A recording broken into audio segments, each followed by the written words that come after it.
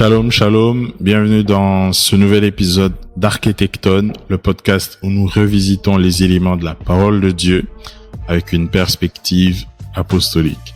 Je suis Jonathan Kadima, c'est un plaisir pour moi de te savoir présent. J'espère que tu t'es abonné, j'espère que tu as partagé autour de toi. Si c'est pas encore le cas, je te donne 2-3 petites secondes pour le faire. Allez. Bon, je crois que c'est bon. Tu es prêt, je suis prêt, le Seigneur est là et il va se glorifier. Alors, dans notre exploration du prophétique, aujourd'hui, nous allons parler d'un sujet qui m'intéresse particulièrement, d'une personne, pas forcément d'un sujet, mais d'une personne qui est assez souvent négligée par les croyants et qui est malheureusement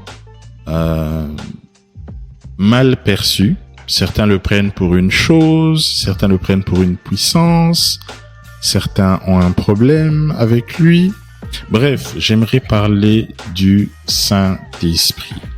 Voilà, le Saint-Esprit. J'ai un problème très souvent dans la compréhension du prophétique.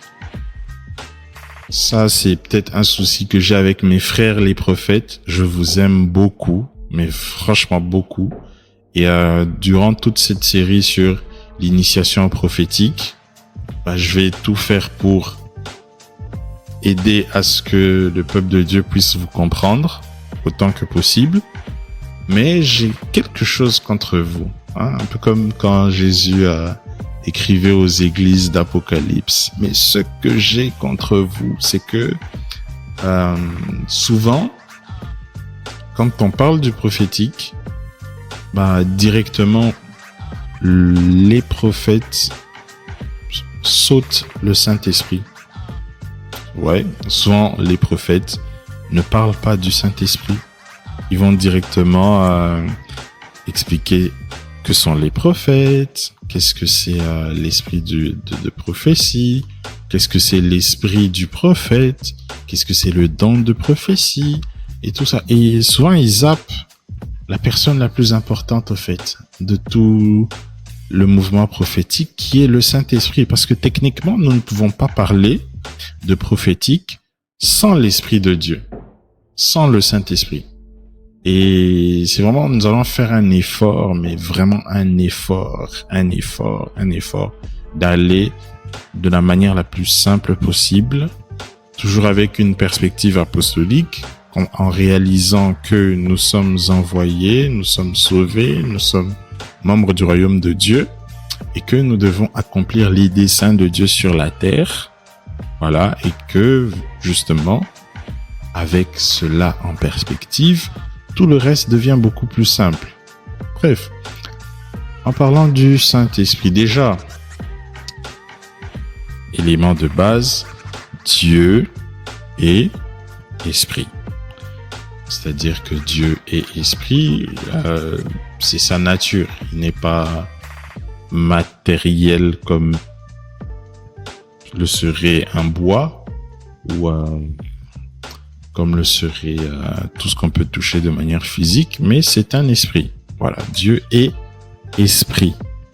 Et c'est parce que Dieu est esprit que pour pouvoir l'atteindre, il y a des protocoles spirituels que nous devons observer. Et c'est comme ça que, par exemple, Jésus pouvait dire à la femme dans Jean 4 que Dieu est esprit, et pour l'adorer, il faut le faire selon le protocole, c'est-à-dire un esprit. Parce que déjà à ce moment-là, quand on regarde ou qu'on lit un peu plus tôt, on se rend compte que l'adoration pour Dieu, par exemple, se faisait au temple qui se trouvait à Jérusalem, et la Samaritaine disait que nous aussi on a nos endroits où nous faisons notre adoration. Pour comprendre aussi ce passage-là, il faut remonter un peu plus tôt. Voilà. Lorsque le royaume d'Israël s'est divisé en deux, les 10 royaumes, les 10 tribus du nord qui ont formé Israël et les tribus de Juda, Benjamin qui ont formé le royaume de Juda. Donc Juda est resté à Jérusalem. Tout ça, ça commence après Salomon. Pour ceux qui aiment lire la parole. Bon, voilà.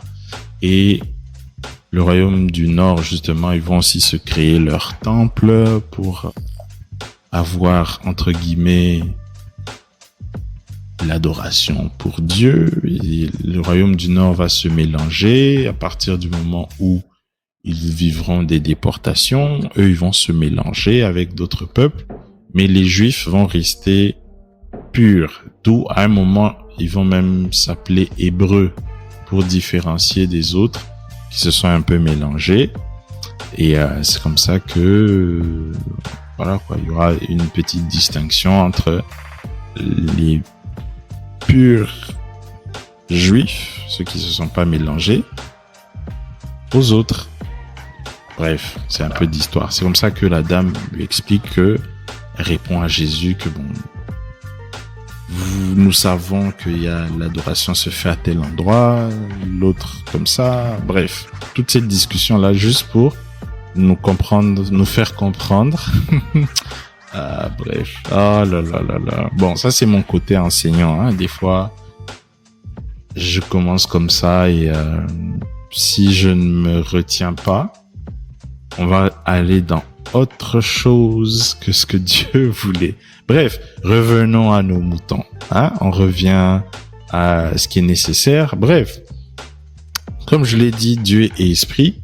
Et justement, le Saint-Esprit, si on peut dire ça, est appelé le consolateur, c'est-à-dire le parakletos. C'est juste une manière de nous faire comprendre que le Seigneur, Jésus-Christ, qui est appelé Emmanuel, c'est-à-dire Dieu avec nous, lorsqu'il a fallu qu'il aille nous préparer un endroit, qu'il aille nous préparer qu'il aille nous préparer, même ça, techniquement, c'est un peu une pratique dans la culture juive où lorsque un homme est promis en mariage, il devait d'abord rentrer chez son père et préparer l'endroit où lui et son épouse vont pouvoir habiter. C'est comme ça que Jésus pouvait dire dans, je crois que c'est Jean 15, je dois retourner d'abord chez mon père, je vais vous préparer un endroit. Mais je ne vais pas vous laisser orphelin, je vais vous laisser un autre consolateur. Et le mot grec, c'est aios parakletos. Le mot qui m'intéresse, c'est aios, c'est-à-dire du même genre. Si c'était d'un type différent, ça allait être hétéro. C'est comme ça, hétérosexuel, par exemple. Hein? Voilà. Voilà. D'où c'est aios parakletos, c'est-à-dire un consolateur de la même nature, du même genre, qui pourra rester avec vous de manière permanente. C'est-à-dire qui pourra être justement cette manifestation de Emmanuel, c'est-à-dire Dieu qui habite avec nous tous les jours.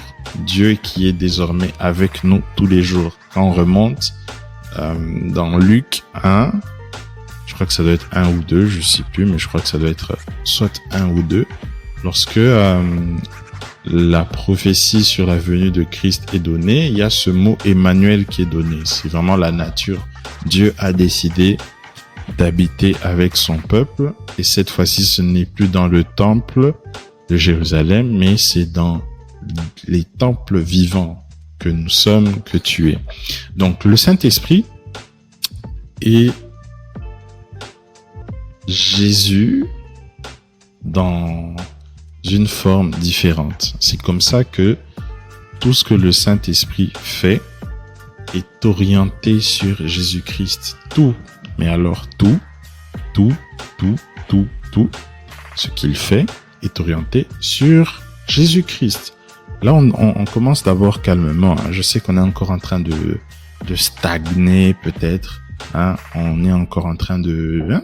Voilà, on commence par poser les fondations avant de pouvoir monter. Parce que lorsque les fondations sont mal posées, tout le reste est mal compris. Donc, on revient. Le Saint-Esprit et cette manifestation différente de Jésus-Christ qui permet à ce que nous devenions tous l'habitation de Dieu sur la terre. C'est-à-dire que à travers le Saint-Esprit, nous sommes tous devenus des transporteurs ou des porteurs de la présence de Dieu parce que Dieu habite en nous. Dieu habite en nous. Donc, à partir de là, il n'y a plus rien qui devrait nous effrayer. Et puisque Dieu habite en nous, puisque nous sommes en communion avec le Saint-Esprit, puisque l'Esprit de Dieu et notre esprit sont un, tout le reste de la science prophétique ou de la compréhension du prophétique devient tellement simple. Parce que, justement, le Saint-Esprit est une personne et c'est à travers le Saint-Esprit que nous apprenons à devenir amis de Dieu. C'est parmi les acquis de la croix. Et donc, la parole de Dieu nous fait comprendre que l'amitié de Dieu est pour ceux qui le craignent. La crainte de Dieu ici, c'est une révérence, c'est un honneur qu'on lui donne, qu'on lui envoie parce qu'il est Dieu.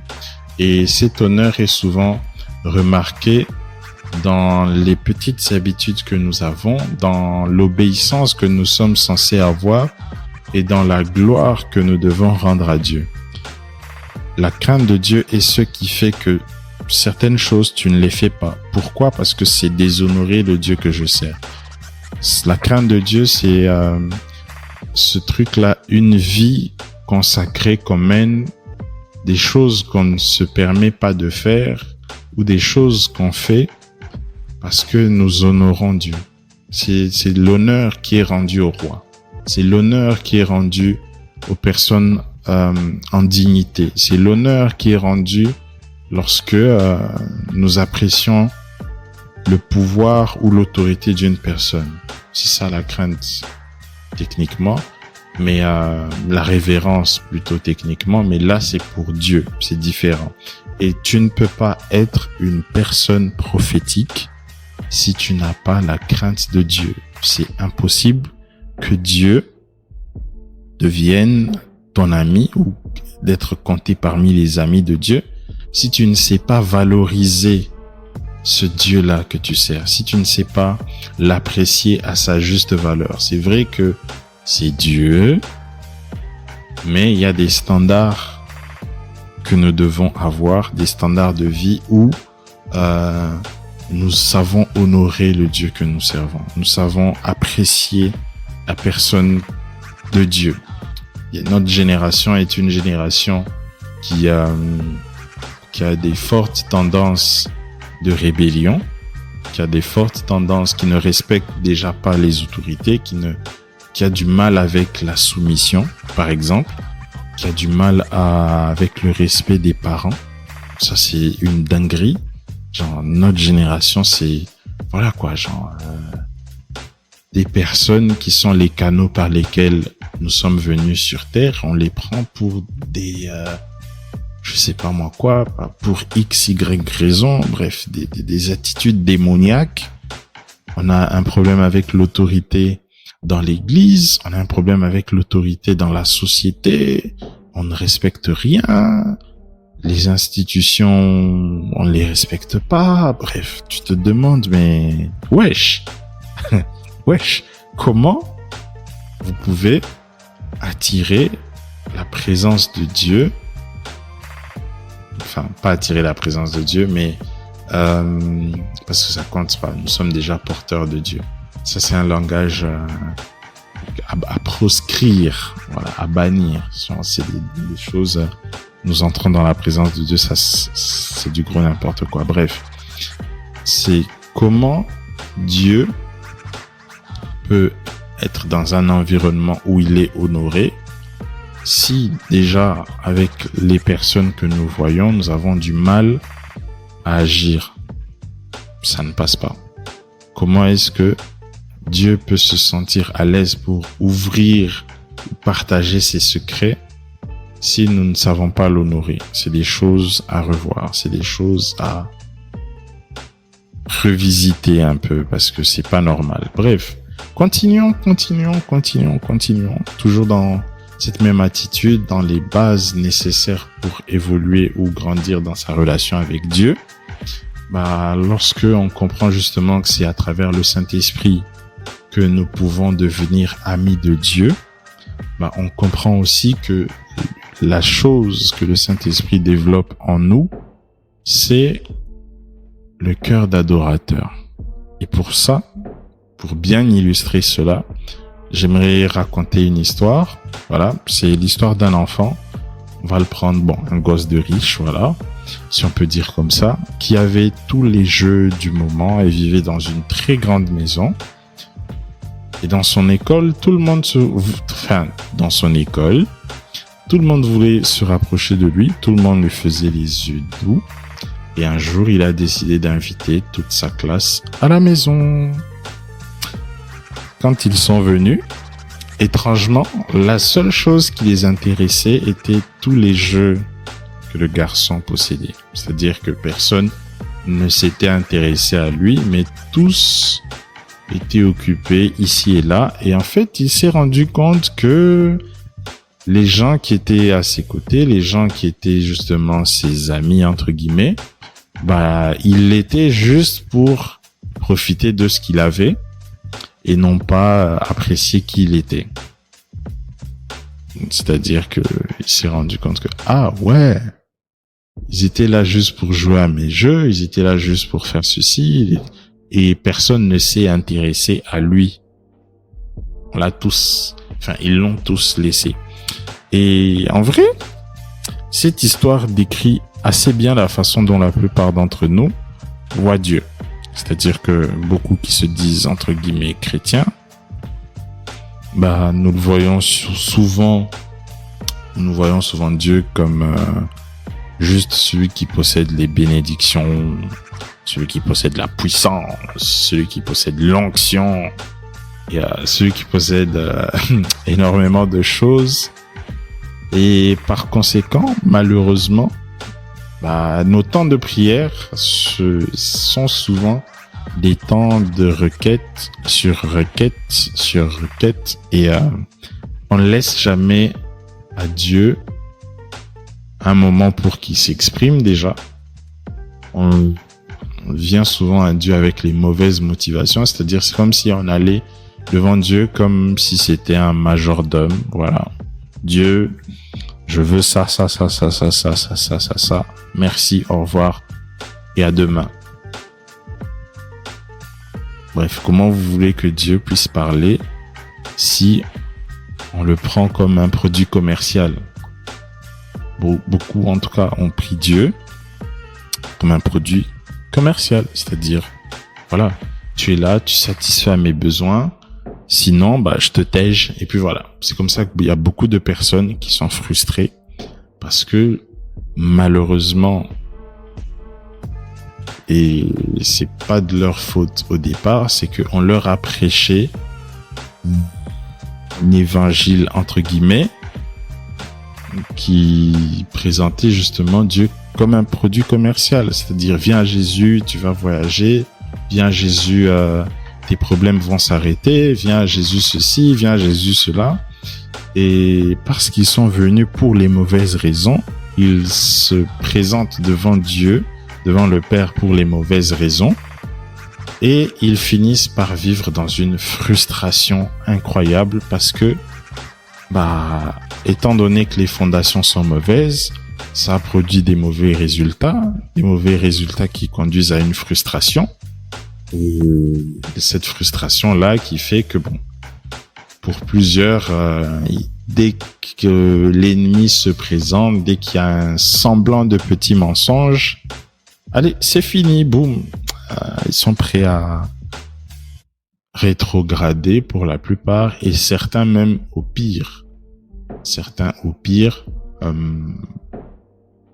même pas, plusieurs rétrogrades, oui, mais il y en a qui limite sont apostats et sont prêts à aller dans des choses bizarres, en vendant leur âme au diable. Bref, ça c'est leur vie, c'est pas ta destinée. Donc aujourd'hui, j'aimerais vraiment te présenter Dieu comme une personne, comme un père, mais surtout comme un ami qui te cherche. Il aimerait vraiment se présenter à toi comme un ami. Voilà. Des fois, c'est des choses qu'on ne dit pas. Je sais que il y a beaucoup qui peuvent m'écouter, qui, lorsque on parle de père et qu'on parle d'amis, dans une même phrase, ça ne colle pas. Je sais que il y a beaucoup de traumas qui viennent à cause des parents, peut-être qu'on a pu avoir certains parents qui n'ont pas développé de relation avec leurs enfants. Certains parents, ça arrive. Je sais que ça peut déranger peut-être qu'on parle différemment, mais bon, ce sont des choses qui peuvent arriver. Je suis vraiment et sincèrement désolé. Ça arrive. Et au nom de tous ces parents qui n'ont pas été là, au nom de tous ces parents qui n'ont pas pu développer une relation particulière avec leurs enfants, je demande pardon. Je demande pardon parce que Dieu n'est pas comme ça. Dieu veut être ton ami. C'est comme ça que il a envoyé son fils afin que tu ne puisses pas périr, afin que tu ne puisses pas rester sous la condamnation de ce monde. Mais Dieu a voulu t'avoir avec lui, près de son cœur, en lui. Et il a voulu que la chose qui vous séparait, c'est-à-dire le péché, soit anéanti, soit enlevé. Et aujourd'hui, tu as un accès devant le Père qui est particulier. Lisons ensemble. Qui nous séparera de l'amour de Christ? Sera-ce la tribulation, ou l'angoisse, ou la persécution, ou la faim, ou la nudité, ou le péril, ou l'épée? Car j'ai l'assurance que ni la mort, ni la vie, ni les anges, ni les dominations, ni les choses présentes, ni les choses à venir, ni les puissances, ni la hauteur, ni la profondeur, ni aucune autre créature ne pourra nous séparer de l'amour de Dieu manifesté en Jésus-Christ, notre Seigneur. Si Dieu est autant disposé, pourquoi est-ce que tu ne ferais pas le chemin aussi? Pourquoi tu ne ferais pas ta part du travail? Pourquoi tu n'intégrerais pas le Saint-Esprit dans ton quotidien? C'est des choses, des fois ça paraît comme de la folie, je sais, mais c'est des choses, par exemple, à ton réveil. Je sais pas si tu as déjà lu, en tout cas si tu l'as pas déjà lu, je te recommande le livre Bonjour Saint-Esprit de Benny Hinn. C'est un merveilleux livre qui nous fait réaliser que le Saint-Esprit est une personne à part entière. C'est-à-dire c'est quelqu'un qu'on peut se mettre à intégrer dans son quotidien. C'est-à-dire que c'est quelqu'un, dès le matin, bonjour Saint-Esprit, ça baigne, nous sommes prêts pour la journée d'aujourd'hui. C'est quelqu'un à qui on peut se mettre à parler, c'est quelqu'un qui parle, c'est quelqu'un qui a des émotions, c'est comme ça qu'on peut le frustrer, qu'on peut le vexer. C'est quelqu'un qui, lorsque on ne lui permet pas de s'exprimer, c'est pas qu'il s'éteint, mais il se calme. Il ne parle plus, il se met en retrait. Et c'est un peu ce genre d'attitude que beaucoup de chrétiens ont, ce qui fait que le Saint-Esprit ne parle pas. Parce qu'il faut savoir que l'une des choses dans mon arc qui fait justement la crainte de Dieu, qui doit nous caractériser, c'est en fait que Dieu ne parle pas juste pour parler, il parle pour être obéi. Et très souvent, ce qui fait que Dieu ne parle pas, c'est que beaucoup ne sont pas disposés à obéir. Beaucoup n'ont pas la crainte de Dieu. Beaucoup ils se disent quel sera le regard des hommes, quel sera l'avenir. Donc ils s'intéressent beaucoup plus à des choses sans valeur au détriment de la volonté de Dieu. Par exemple, Dieu peut vouloir à ce que tu fasses une chose, mais toi tu seras là. Bon, déjà beaucoup viennent à Dieu avec leur agenda. C'est comme je l'ai dit un peu plus tôt, on a pris Dieu pour notre majordome, on lui impose notre volonté, on lui dit écoute, j'ai mes plans, moi je veux ça, débrouille-toi, fais ce que tu as à faire, amen. Dinguerie.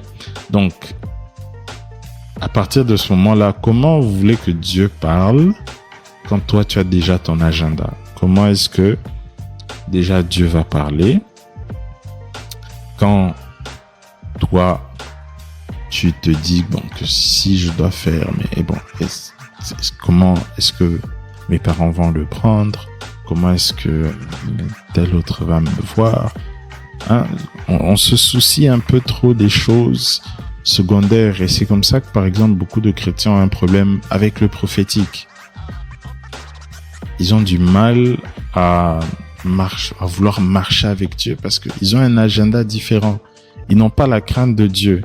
Ils n'ont pas ce truc-là. Ils n'ont pas malheureusement fait de l'Éternel leur délice. Ils ne trouvent pas leur joie dans l'Éternel. Ils ne sont pas passionnés par Dieu. Ils ne laissent pas le Saint-Esprit être une personne à part entière de leur existence, de leur quotidien. C'est-à-dire, peu importe ce qu'ils peuvent faire, qu'est-ce que tu en penses, Saint-Esprit? Quelle est ta solution, Saint-Esprit? Saint-Esprit, par rapport à ça, qu'est-ce que tu penses? Saint-Esprit, par rapport à ceci, qu'est-ce que toi tu penses? Intégrer le Saint-Esprit dans notre quotidien, lui laisser une certaine marge où il peut parler, où il peut nous faire connaître. Saint-Esprit, quelle est la volonté du Père? Parce que c'est toi qui connais le cœur de Dieu. Révèle-nous. Non pas pour juste nous révéler, mais pour agir. Combien d'entre nous faisons cet exercice-là? Combien d'entre nous apprécions la présence du Saint-Esprit? Je sais que il y a beaucoup de doctrines qui sont là. Oui, comment on va apprécier la présence du Saint-Esprit? Personne ne le faisait. Et tout le tralala, mais le Saint-Esprit, c'est Dieu. Là où 2 ou 3 sont réunis en mon nom, pour mes intérêts, je suis présent au milieu d'eux. Il est présent comment? Par son esprit. C'est le Saint-Esprit. Il y a pas de foi sans le Saint-Esprit. Il n'y a pas d'église sans le Saint-Esprit. C'est la première effusion du Saint-Esprit qui crée l'église. Donc, on peut pas parler d'église sans le Saint-Esprit. On peut pas parler de foi triomphante. On peut pas parler de vie chrétienne sérieuse sans le Saint-Esprit. D'ailleurs, nous sommes conduits par le Saint-Esprit. Notre vie est dirigée par le Saint-Esprit. Celui qui est aux commandes de toute notre foi chrétienne. Genre, si on enlève le Saint-Esprit, c'est fini. Il n'y a plus rien. Il n'y a plus rien. Et on peut pas négliger une telle personne au point de tomber dans la distraction, au point de se complaire dans des bêtises, alors que le Saint-Esprit est là. Le Saint-Esprit est là. Ça me fait même penser à cette chanson. Le Saint-Esprit est là. Le Saint-Esprit est là. J'ai oublié la suite. Bref, c'était le petit moment de détente. Le Saint-Esprit est là. En fait, le Seigneur se cherche des hommes et des femmes passionnés par lui. Le Seigneur cherche des personnes qui sont amoureuses de sa personne, des personnes qui ont envie de le connaître, qui passent du temps avec lui, qui l'apprécient, dont le cœur ne bat que pour lui seul. C'est ça C'est ça la grâce prophétique, c'est la grâce des intimes de Dieu, des gens qui sont là pour adorer Dieu, des gens qui sont prêts à tout pour Dieu, des gens qui ne l'aiment pas pour ce qu'il a, mais qui l'aiment pour ce qu'il est. C'est d'ailleurs ce qui fait des fois défaut, c'est que nous n'avons pas de mots pour décrire ce que Dieu est pour nous, vu que nous aimons profiter de ce qu'il fait. Beaucoup de gens ne savent pas, ils sont perdus quand il faut aimer Dieu pour ce qu'il est. Bref, ça aussi c'est des problèmes. Tout ça pourquoi? Parce que nous ne savons pas prendre du temps pour contempler sa gloire, apprécier. C'est ce que les anges font, c'est ce que les 24 vieillards font. Ils jettent leur couronne. Ils sont des esprits ayant atteint un certain niveau. Ils ont des couronnes. Des couronnes, ça signifie que ils sont d'une certaine manière porteurs de quelque chose. Ils se tiennent devant Dieu. Mais malgré ça, ils jettent leur couronne. Ils jettent leur couronne. Seigneur. Ils jettent leur couronne et ils chantent, ils apprécient. Et les anges devant lui se cachent même. Ils ne sont pas dignes de le regarder, de plonger leur regard, mais ils l'adorent. Saint, Saint, Saint est l'Éternel. Saint, Saint, Saint est l'Éternel. Oh là là là là là. Quelle gloire. Je prie que cette atmosphère d'adoration qui est en train de me saisir maintenant soit ta portion aussi. Je prie que en ce temps, le Saint-Esprit puisse te toucher, puisse animer la flamme et la passion pour Dieu. Saint, Saint, Saint est l'Éternel. Saint, Saint, Saint est l'Éternel. La terre et les cieux sont remplis de ta gloire. Saint, Saint, Saint est l'Éternel. La terre et les cieux sont remplis de ta gloire. Saint, Saint, Saint, tu es. Saint, Saint, Saint, tu es, Seigneur. Tu l'es et tu l'es à jamais. Merci, Jésus, pour cette révélation que tu déposes. Merci, Jésus, pour mon frère et ma sœur qui est touché par Saint, Saint, Saint, Seigneur, tu es saint. Tu es saint. Merci pour cette atmosphère qui se répand partout. Ma voix est entendue. Merci pour cette atmosphère. Saint, Saint, Saint est l'Éternel. Saint, Saint, Saint est l'Éternel. Saint, Saint, Saint est l'Éternel. Merci Saint-Esprit. Merci Saint-Esprit. Merci Saint-Esprit. Merci Saint-Esprit. Merci Saint-Esprit.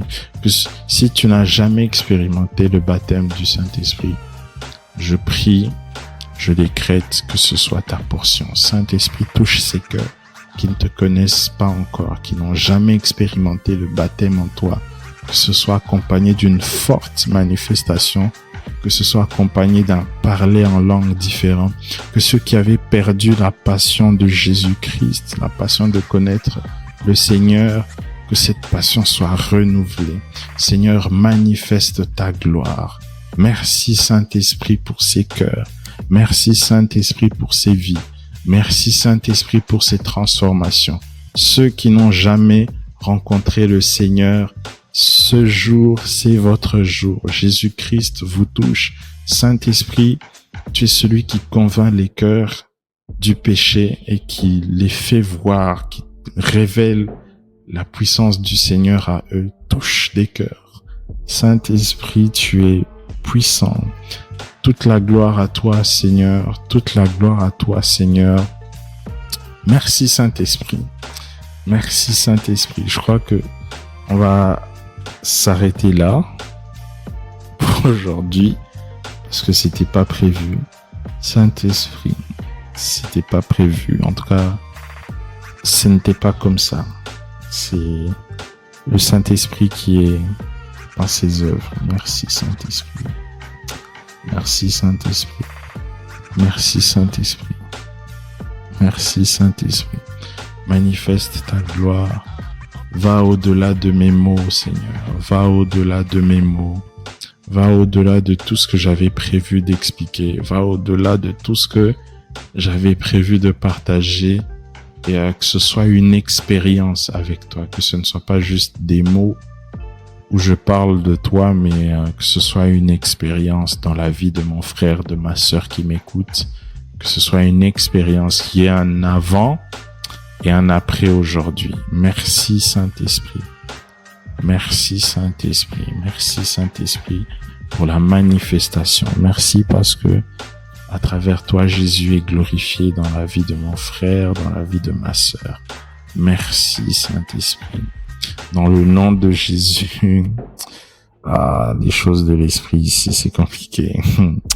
Merci Saint-Esprit. Cet épisode, je l'arrête là parce que je te laisse apprécier cette expérience avec le Saint-Esprit, qu'elle continue, qu'elle se manifeste, que ceux qui parlent en langue, que ça continue, que ça coule encore, que ceux qui avaient besoin d'une guérison, ça se manifeste, que je vois une personne, je sais pas qui tu es, mais je vois des maux d'estomac, des maux chroniques d'estomac qui te plombent la vie depuis un certain moment, et je vois la puissance du Saint-Esprit te toucher sur ton ventre. Tu vas sentir comme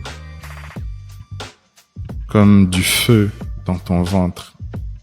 C'est ta guérison. Je vois aussi plusieurs personnes qui sont guéries.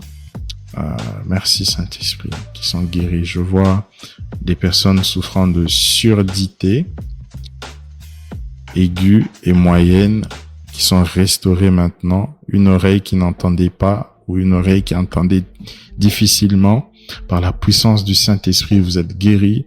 Je vois des personnes qui avaient des problèmes respiratoires, qui sont touchés par la puissance du Saint-Esprit. Ceux qui souffrent d'asthme, ceux qui souffrent d'autres problèmes pulmonaires, vous êtes guéris dans le nom puissant de Jésus. Merci Saint-Esprit pour ce feu que tu envoies, ce feu que tu... Oh Seigneur. C'est compliqué à expliquer, mais c'est toute une expérience. Saint-Esprit, merci pour ces guérisons. Merci pour ces guérisons. Je vois des frères et des sœurs qui souffrent de dépression. Oui, le Saint-Esprit vous saisit maintenant. Vous allez sentir le feu du Saint-Esprit et vous êtes guéris, restaurés puissamment dans le nom de Jésus. Je vois certaines personnes qui avaient des problèmes d'yeux, des problèmes de vue, et le Seigneur corrige votre vue dans le nom de Jésus. Merci Saint-Esprit pour tout ce que tu fais. Merci pour ce que tu feras que je n'ai pas pu voir, parce que tu fais bien au-delà de tout ce que nous espérons et nous imaginons. Manifeste ta gloire comme jamais auparavant. Dans le nom de Jésus, merci pour cette expérience. Merci pour cet épisode qui est une expérience de ta personne. Dans le nom de Jésus, Amen, Amen, Amen, Amen. Merci infiniment et au prochain épisode.